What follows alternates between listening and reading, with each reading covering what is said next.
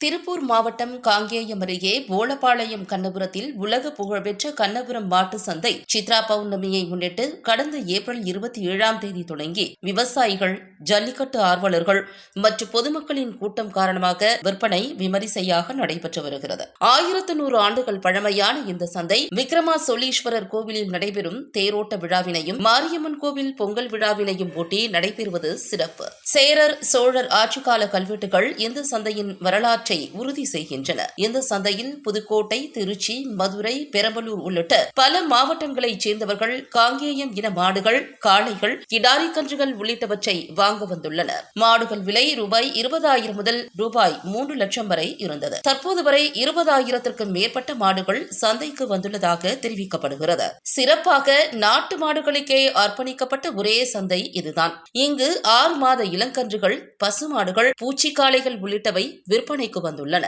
மாடுகள் வாங்கும் பொதுமக்கள் கோவிலில் நேர்த்திக் கடனுக்காக மொட்டை போட்டு சாட்டை வாங்கி செல்கின்றனர். பள்ளி விடுமுறையால் மாணவ மாணவிகள் மற்றும் பெற்றோர்கள் பெரும் தொகையில் சந்தைக்கு வந்துள்ளனர்.